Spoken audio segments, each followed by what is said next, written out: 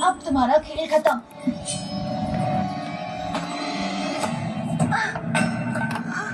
ये क्या कर रही हो तुम? अरे तुम यहाँ कैसे? तुम तो सो गए थे। मुझे किसी के छल के बारे में आभास हो जाता है। मैं कुछ भी करूँ उससे तुम्हें क्या मतलब है? सुनो, मेरा हाथ छोड़ो। मेरे सामने तुम्हारी कोई औकात नहीं। दम है तो छुड़ा कर देख लो।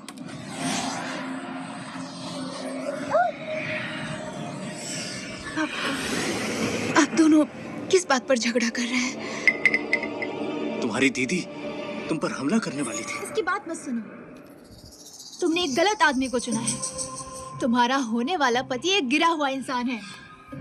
अभी जब तुम सो रही थी तो वो मुझे नहाते हुए देख रहा था और मेरे साथ जबरदस्ती की, और जब मैंने उसे रोकने की कोशिश की तो मेरा हाथ पकड़ लिया।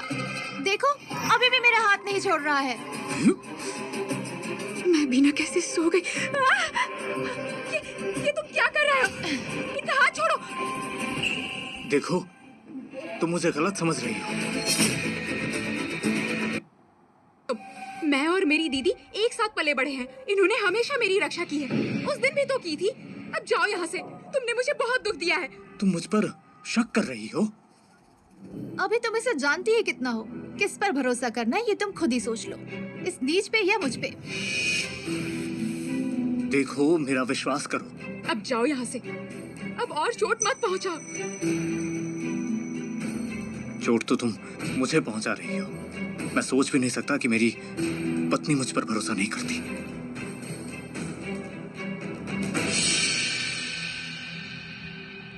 देखा तुमने, मैंने तो पहले ही कहा था, ऐसे लोग अपनी हरकतों से कभी भी बाज नहीं आ सकते। तुम्हारे सामने भी उसने इतनी नीच हरकत की तो तुम्हारे ना होने पे पता नहीं क्या क्या करता होगा।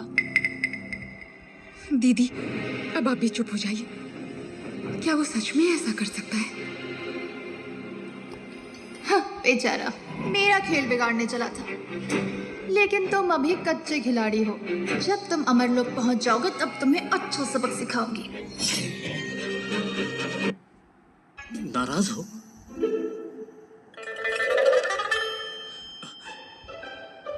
सुनो, ये औरतें भी ना।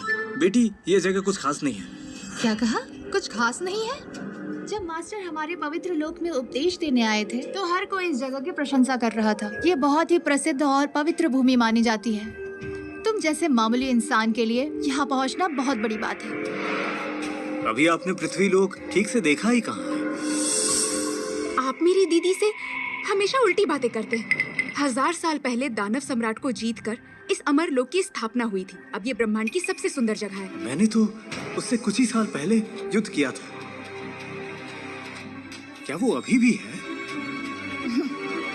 आज से 1000 साल पहले राक्षसों के राजा ने यहाँ पर अत्याचार किया था। तब यहाँ के सैनिकों ने उन्हें मार गिराया था और तब जाकर यहाँ के लोगों को शांति की प्राप्ति हुई। ये बात गगन लोक में सबको मालूम है। तुम मामूली इंसान हो फिर भी ये बात जानते हो, इसीलिए इस स्थान के प्रति तुम्हारे मन में आदर होना चाहिए। और जिस योद्धा ने उस दानव राजा को मारा था, वो रिश्ते में मेरी बेटी के दूर के नाना ही लगेंगे। यहाँ के बच्चों को बचपन से इतने बड़े झूठ क्यों बताए जाते हैं? यहाँ के सम्राट और योद्धा इतने कमजोर हैं कि झूठी प्रशंसा करके अगली पीढ़ी से अपने लिए झूठे सम्मान पाना चाहते हैं। हद है। ये मनहूस यहाँ पर आने की हिम्मत कैसे हुई? आप भले ही मुझसे कितनी भी बहस क्यों ना करते हो, पर अब शांत रहिएगा। मेरे पिताजी सम्राट हैं।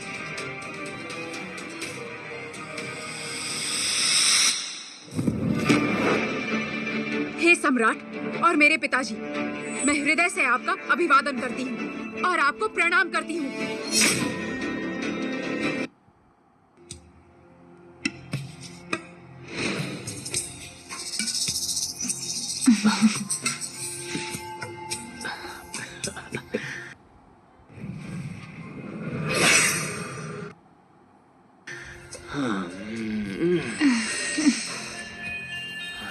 वो राज्य में अपने बच्चों के साथ नजर आई। बहुत अच्छा हुआ। अब भी उसके अंदर इतनी हिम्मत है कि गगन लोक जाने की जुर्रत कर ली उसने।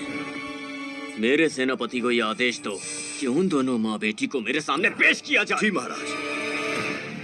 वो दोनों इतने नीच लोग हैं, फिर भी अपने आप को इतना बड़ा समझते हैं। मैंने पहले ही सोच लिया था कि 5 राखी देवता उसके पास जाएंगे और उसे मेरे पास खुद लेकर आएंगे, और हुआ भी बिल्कुल वही। तुम अब भी हमसे न्याय की बात कर रही हो? तुम्हारे भागने की खबर सारे लोगों में फैल चुकी है। तुम एक बेटी और साधारण इंसान के साथ यहाँ पर कैसे आ सकती हो? तुम्हारी पवित्रता नष्ट हो चुकी है। तुम पूर्व सम्राट के बेटे के बजाय एक कमजोर मनुष्य से विवाह करके हमारे पूरे लोक से बगावत की है। इससे हमारी बहुत बदनामी हुई है। क्या तुम पश्चाताप कर पाओगी? आदमी, मेरी माँ के बारे में और मत बोलो। चुप करो। बड़ों से ऐसी बातें नहीं करते।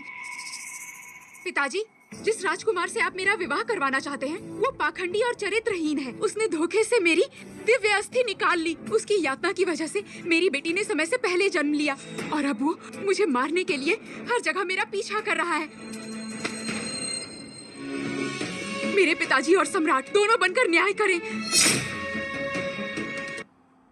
और अब राजकुमार हमला जरूर करेंगे, इसीलिए हम खुद तुम्हें राजकुमार। क्या कह रही हो? तुम अभी भी न्याय की बात करती हो?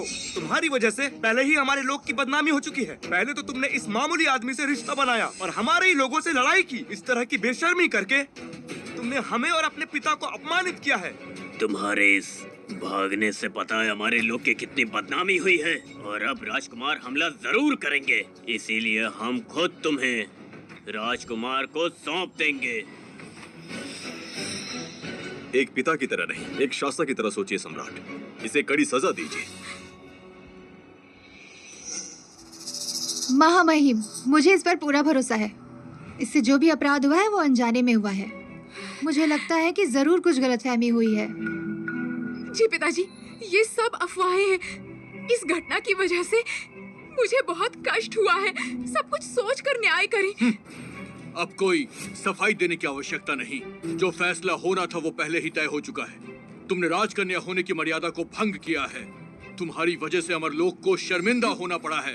तुम्हें गुप्त पर्वत पर कारावास दिया जाता है। 3 दिन के बाद नई राजकन्या का चुनाव होगा। महाराज की जय हो। आपने उचित न्याय किया है। पूरे पवित्र लोक के शिष्य में ऐसा कोई भी नहीं है जो मेरा मुकाबला कर सके। सर्वश्रेष्ठ शिष्य का स्थान तो मैं प्राप्त करके रहूंगी। महामहिम, ये सजा काफी कठोर नहीं है? गलती तो इंसान से ही होती है। मैं आपसे अनुरोध करती हूँ कि इस पे थोड़ी दया करें। कुछ भी कहने की जरूरत नहीं। इसे और इसकी बेटी को गुप्त पर्वत पे 10 साल के लिए कारावास पर भेजा जाएगा और इस इंसान की हत्या करके जानवरों को खिला दिया जाए। ये अन्याय। माफ करना, मैंने पूरी कोशिश की, फिर भी तुम्हें सजा से नहीं बचा पाई। एक बार पिता की तरह सोचिए। मैं आपकी ही बेटी हूँ पिताजी। बिना मेरी सहमति के कोई भी मेरी पत्नी को कहीं नहीं भेज सकता।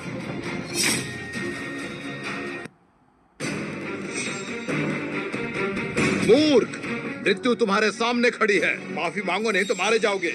इस संसार का कोई भी व्यक्ति मेरी पत्नी का अपमान नहीं कर सकता। पत्नी के अपमान के साथ साथ मेरा भी मजाक उड़ाया गया है। मैं तुमको कभी माफ नहीं करूंगा। ये आप क्या बोल रहे हैं? तुच्छ इंसान, तुम्हारी इतनी हिम्मत कैसे हुई? तुम पिताजी के सामने ऐसे बात कर रहे हो? जल्दी से सर झुका के माफी मांगो। मेरी माफी से पहले सम्राट को और इस पूरे दरबार को मेरी पत्नी से माफी मांगनी होगी, अन्यथा ये सब कठोर दंड के भागी होंगे। तुरंत माफी मांगो। पागल हो गए हो? अपने आप को इतना महान समझने की मूर्खता कर रहे हो। ऐसा कुछ मत कहिए जिससे बात और बिगड़ जाए। पिताजी, मैं तुम चुप रहो। तुम्हें अपनी बेटी कहते हुए मुझे शर्म आ रही है। माफी की कोई गुंजाइश नहीं।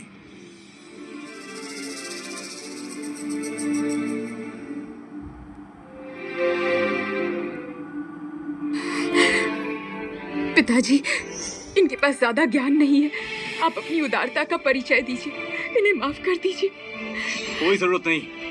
आप सही गलत का भेद नहीं कर सकते तो मुझे भी आपकी परवाह नहीं है। ये आप किस तरह की बातें कर रहे हैं?